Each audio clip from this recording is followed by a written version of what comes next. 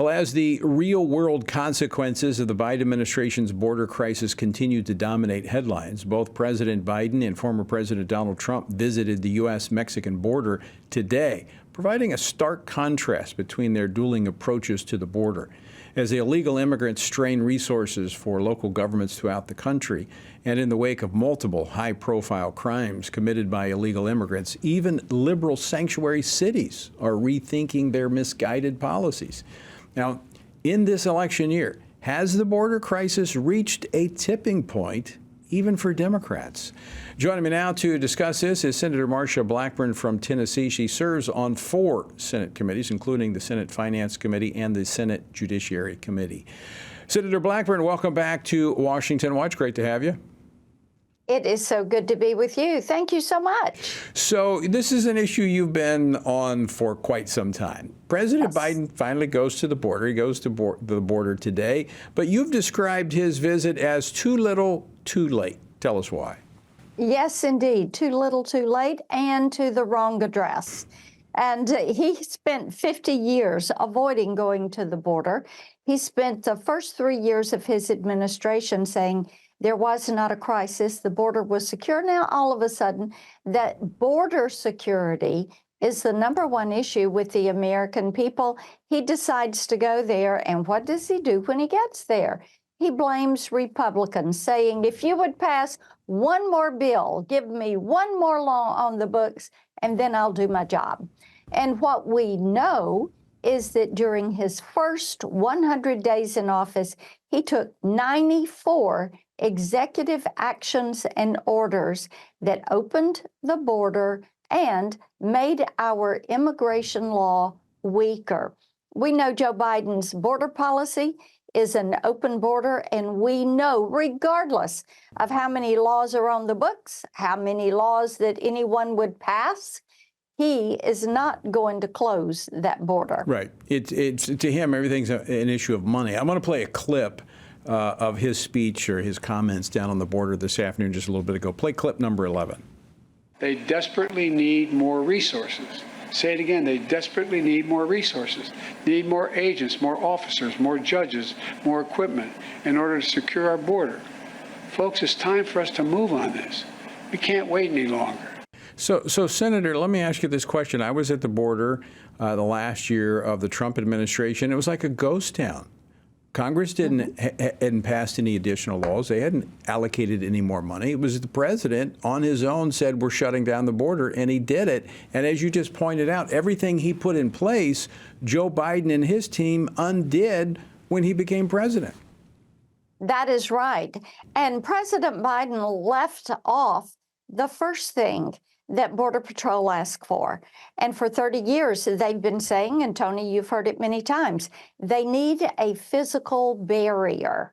When you have that physical barrier, you eliminate the ability of the cartels to just run people over our border and into the country and have the U.S. taxpayer finish the job of delivering those people wherever they want to go in the country.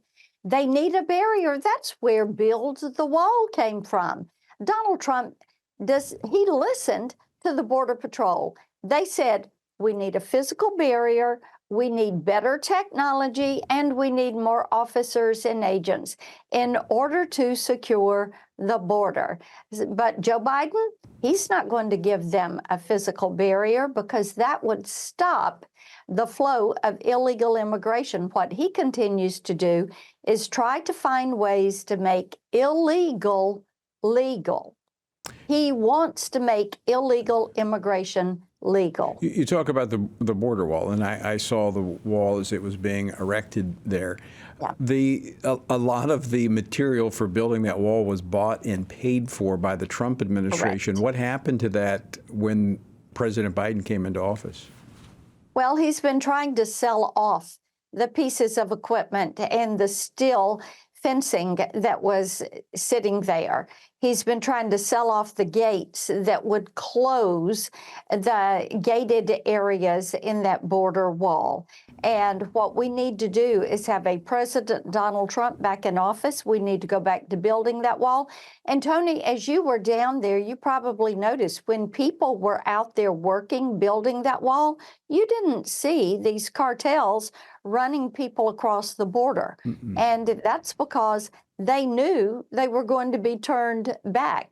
But now that the border is open and the Border Patrol is required to take in everyone that raises their hand or touches U.S. soil, then you have this 300,000 people a month, not 300,000 in a year or 300,000 in 4 years, but 300,000 a month. There has been 9 million people on Joe Biden's watch that have come across that border. It is a population greater than the population of 38 of our states. Now, we know what the president is saying, just like, oh, you got to, Congress has to do this. Congress has to pass a law. I'm trying to work with Congress. They won't help me. Let me ask you this question. I know you are out about the country. You're certainly within the state of Tennessee as you travel the state. Are people seeing through that? Do they realize, and have they come to an understanding of the crisis that we have at our southern border? Yes, they have. And it is the number one issue. I did a telephone town hall with 8 of my Tennessee counties, 8 of my 95 counties the other night. And Tony, the number one issue was all about the border. And you know, many of our churches that have ministries and outreach, they talk about how there is no compassion in this border policy because of drugs, that now fentanyl is the number one killer of Americans from ages 18 to 45. Fentanyl itself, number one killer. And so many of our women's groups in our churches are working on the human trafficking issue. And they're hearing these stories and seeing these women that have been physically, mentally, emotionally, drug and sexually abused as they make this journey. And many of these young girls thought they were coming to America for a job and education, and they find out that they are being raped and sexually exploited as they make this journey. And this is what people are being subjected to, and more people are realizing this is not a compassionate or humane way to treat people. The border needs to be secure. Well, anytime you deviate from the law, it is not compassionate because it ends in consequences where you have victims and people who are hurt. And speaking of that, yesterday the president held a White House event to celebrate lowering crime rates. Now, this after we saw a spike in crime and lawlessness followed by, marginal lowering that is nowhere near the 2019 levels. I mean, lawlessness breeds crime. Yes, you're right. And see, when you look at this administration, look where they're putting their energy. They keep trying to make illegal activity legal. They keep trying to normalize lawlessness. They keep pushing 2 tiers of justice. That is not what the American people are wanting, and they're seeing through this. And if you were with me in Tennessee visiting with sheriffs and police chiefs, they would tell you they cannot get their hands around the issue of crime in their communities because of the open border, because the drug cartels and the drug dealers that are coming in, because of the gangs that are coming in. They're coming into communities that have never had a gang. They are carrying out carjackings and home robberies and smash and grabs, and they're going into neighborhoods and recruiting kids in those cities to be a part of the gangs. And people are saying, hey, wait a minute. You've got to do something, and law enforcement continues to say, secure the border, and we can get our arms around this. It's got to happen. We cannot sustain this. It's like our national debt. We cannot sustain that either. Senator, always great to see you. Thanks so much for taking time to join Absolutely. us.